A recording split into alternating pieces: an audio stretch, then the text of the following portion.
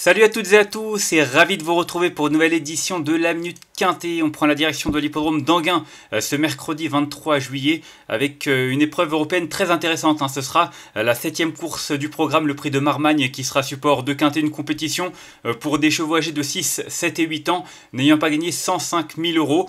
On n'a pas affaire à une grosse catégorie, mais on a quand même un lot qui est assez intéressant avec 16 concurrents qui seront en lice sur le parcours de vitesse, 2150 mètres à parcourir avec l'aide de l'Autostart, une épreuve qui est prévue aux alentours de 18h. Comme je l'ai dit, il y a pas mal de candidatures intéressantes et il y a surtout beaucoup d'étrangers. Plus des 2/3 du peloton est composé de candidatures étrangères, que ça vienne d'Italie, de Suède ou autre. Enfin bref, on a l'Europe qui est très bien représentée et j'ai justement fait confiance à un trotteur étranger, le numéro 2, Global Concept, qui pour moi est en gros retard de gain. C'est un cheval qui a eu une interruption de carrière, qui n'a vraiment pas les gains en rapport avec sa qualité. J'ai vu des lignes par le passé en 2022, il s'était imposé devant un certain, j'essaie de retrouver, Melby Jinx. Quand on voit ce que fait Melby Jinx désormais, qu'il a couru au plus haut niveau, voilà, ça situe un petit peu les ambitions qu'il aurait pu avoir, celui-là en tout cas. Pour moi, il va rattraper le temps perdu, c'est son premier essai en France, mais honnêtement, vu la qualité de l'engagement, le numéro derrière les ailes de la voiture et la confiance de Jorgen Westholm, je pense vraiment qu'il est capable de frapper fort d'entrée de jeu. Ensuite, j'ai retenu en deuxième position le numéro 3, Cosmico Polare, un concurrent qui fait toutes ses courses. C'est un trotteur italien qui a vraiment réalisé de belles choses depuis son arrivée sur notre sol, mis à part une disqualification lors de ses débuts en France. Il a toujours répondu présent, il s'adapte à tous les parcours. En tout cas, il a surtout couru sur longue distance, mais bon, on l'a vu courir sur courte distance, que ce soit en Italie ou même en Suède, où il a couru sur des parcours réduits. Donc, je pense pas que le tracé le dérange. Certes, ce sont ses premiers pas du côté d'Anguin, mais le profil plat va lui plaire. Il est bien placé derrière les ailes de la voiture. Il est déféré des 4 pieds. Il reste sur 2 deuxièmes places. Il n'y a pas de raison qu'il ne confirme pas. Et pour moi, c'est vraiment une bonne base au départ de ce quintet. Ensuite, j'ai retenu en troisième position le 9, Derby Chronos. Alors, faut voir s'il est suffisamment affûté. Lors de sa rentrée, il a terminé 5ème, c'est bien, mais c'était au final la dernière place disponible puisque tous les autres concurrents ont été disqualifiés. Donc voilà, il a été nettement dominé.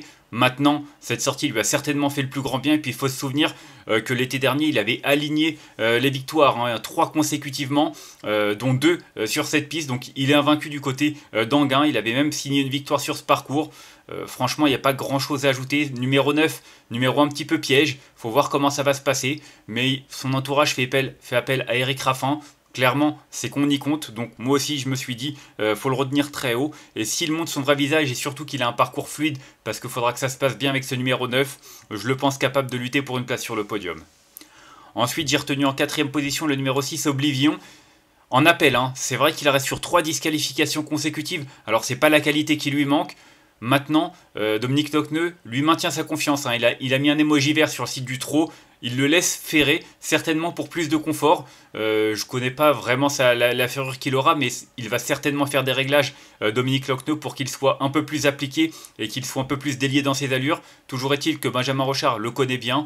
Moi, je lui accorde une autre chance. Et c'est vrai que s'il se montre appliqué, je ne serais pas étonné qu'il puisse lutter pour une place sur le podium. Ensuite, j'ai retenu en 5ème position le numéro 7, Just Dakadi.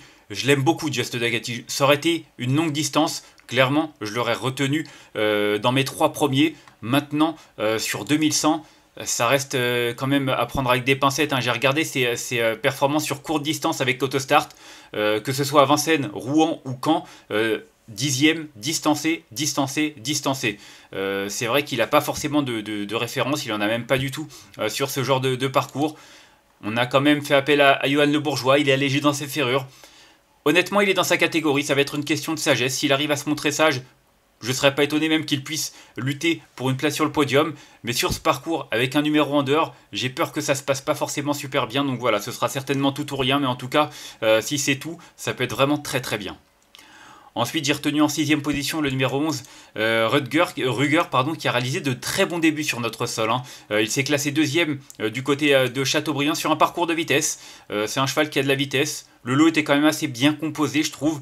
Peut-être pas aussi bien composé que ce qu'il va affronter ce mercredi, mais en tout cas, le cheval est en forme. Il est de nouveau déféré des 4 pieds. Il a des références à faire valoir, il a de la vitesse. voilà, je me dis que le parcours ne va pas le déranger. Il a un numéro qui est assez correct, même s'il se trouve en seconde ligne. C'est vrai qu'il va s'élancer derrière Cosmico Polare, qui a une bonne chance. Donc en théorie, ça peut être vraiment pas mal. Donc attention, je le vois plutôt pour une place. Mais voilà, les possibilités sont assez ouvertes pour les places et lui en fait partie.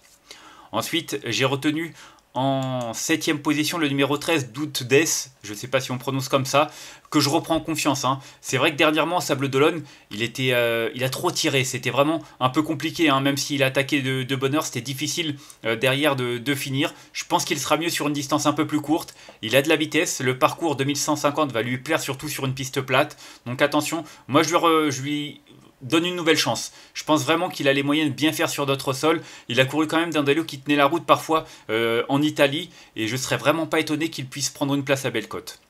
Et enfin en 8ème position, j'ai retenu le 5 Hollywood Stone qui est sur la pente ascendante. Hein. Après une longue absence, il l'a montré dernièrement au Sable d'Olonne, il devançait notamment Doute Death, donc la ligne est très bonne. Il finissait vraiment dans un bon style. Je pense qu'il va encore afficher des progrès. Il est déféré des 4 pieds, bien placé derrière les ailes de la voiture en première ligne. Non, franchement, je ne serais pas étonné. Pour le coup, je pense qu'il y a un petit peu mieux que lui en valeur pure, mais il fait partie, comme je l'ai dit pour le numéro 11 Ruger, des bonnes possibilités pour les places. Et en cas de non partant, j'ai retenu le 12 Mercedes Star. Un Mercedes Star qui a montré de la qualité. Il a alterné le trop monté et l'attelage avec une certaine réussite cette année. Il est en forme, il est déjà venu sur notre sol d'ailleurs. Il a 2 tentatives à Enghien, une victoire, une disqualification. C'était à chaque fois sur longue distance. Mais il a également de la vitesse. Donc voilà, faudra qu'il se sorte de ce numéro en seconde ligne. D'autant qu'il s'élance derrière le numéro 4 qui n'a pas l'air d'avoir une très grosse chance.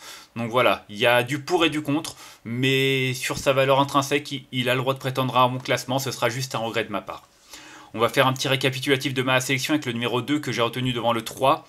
Le 9, le 6, le 7, le 11, le 13 et le numéro 5. Et en cas de non partant, le numéro 12. Comme j'ai dit, pour moi, le 2 est déclassé. Hein. Global Concept, il a beau avoir 7 ans et il affronte des 6 ans. Au vu de ce qu'il aurait pu réaliser sans une interruption de carrière, je pense qu'il est en retard de gain. Donc, première chance. Le 3, Cosmico Polare fait toutes ses courses. L'engagement est très favorable. J'y crois également. Le 9, ma 3e base, Derby Chronos. Alors, je pense qu'il n'y aura pas trop cher, parce que justement, c'est Eric Raffin et que le cheval a vraiment réalisé de très belles choses l'été dernier. Mais il y a toujours le petit doute de la forme. Maintenant, je préfère le prendre lui que le numéro 6, Oblivion, qui reste sur 3 disqualifications. Donc voilà, chacun verra un petit peu midi à sa porte. Mais c'est vrai que si on doit prendre des bases, pour moi, 2 et 3, 2 très bonnes bases. Et le 9, en théorie, semble celle qui est la plus recommandable derrière.